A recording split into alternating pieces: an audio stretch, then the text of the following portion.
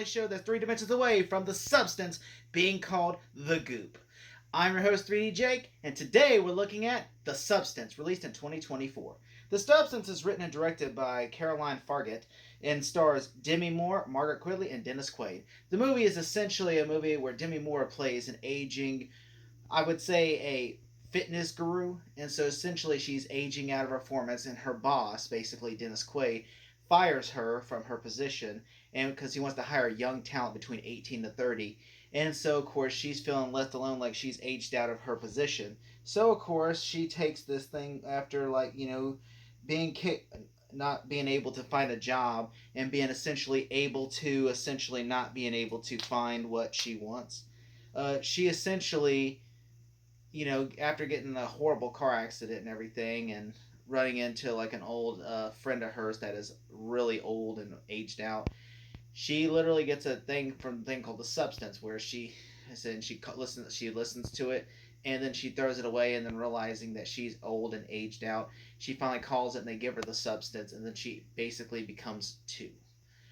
And she has to basically make sure that even though they are two different people, that they are still one person. And so, after numerous things, then the substance starts to affect both of them personality wise.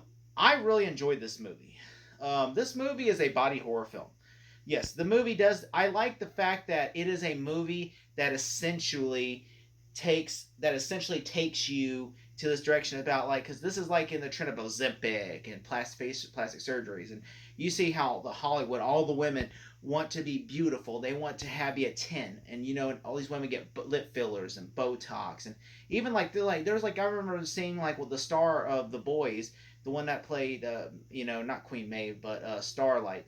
She got, like, she's like my age, and she got lip filler to make her, make herself look, like, different. I'm like, she's already beautiful. Why do you gotta do that? And I think it's because the trend is you have to be a 10.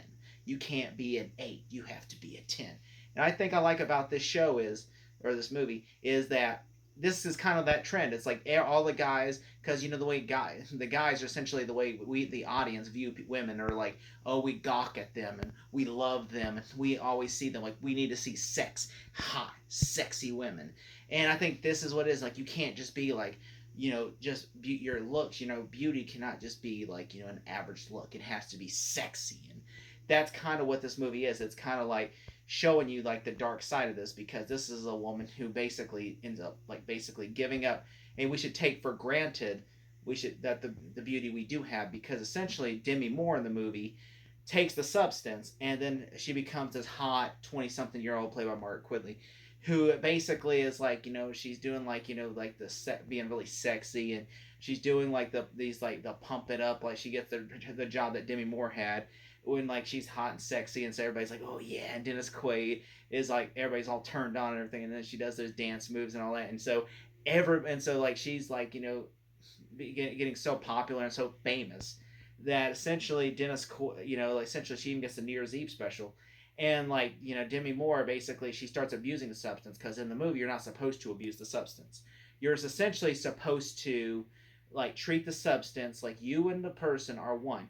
You have, for 7 days, the person has to, like, the person, the actual person in the body, which is Demi Moore, has to basically go 7 days, to reheal their body, while your second one, the other one, has to essentially sit in the closet for like 8 days, and they give them nutrition, so it's like, okay, you can eat this food pack, and it says if you go one extra day, or if you go a week or something, your body will start to decay, and you'll start, aging out like a rotten apple, because you're not in your host's body. And I actually like that idea, that this movie is essentially showing you, like, Demi Moore starts becoming, like, she's like, I'm not happy the way I look, so I'm starting to become.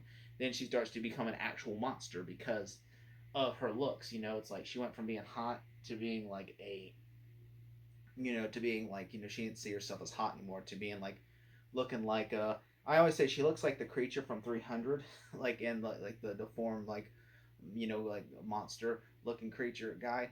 It looks like that from 300, like, essentially, or like, the stinker or whatever from 300, or not from 300, but Sin City. And I'm just there watching this, going like, man, or even Gollum.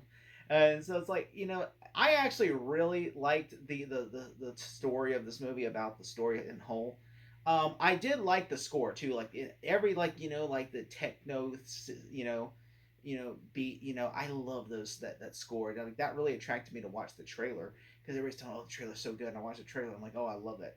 And then like that's actually the score of the movie, and I'm like, it's so good. And the fun thing is, Universal actually produced this movie to make, and then they saw it and said, we don't like this movie. This is too out there. So then they sold it to Mumby, and Mumby like jokes on them because Demi Moore's now up for Best Actress.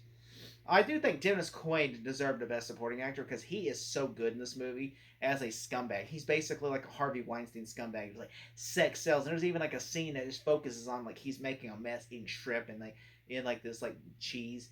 And like he's just like sitting down here just focusing on his lips and it's just like really eerie sound. And I really enjoy it because it shows you how disgusting he is, as a person. And like I like the scene where like Demi Moore contemplate because she sees like how the recognition her second other is getting. So basically, she decides to just give her in, and basically they go on this path where she ends up because first she sees her finger is like decaying because the person took an extra day. So and eventually that person gives her 3 months. She goes 3 months, and so of course she goes 3 months without 3 months without and then she realizes she's decaying. So she realized that she needs and so she wakes Demi Moore because she needs the goo inside of her, and she's like only unless the host is awake. So essentially she wakes Demi Moore back up, but Demi Moore looks like a golem, and then she gets it like canceled, so she has to call and cancel it.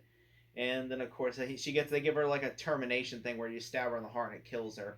And so she stabs her in the heart, but then as she stabbed her like the last little drop, she realizes she could beat me, so she wakes her back up. And then they both are awake, and she beats the shit out of her.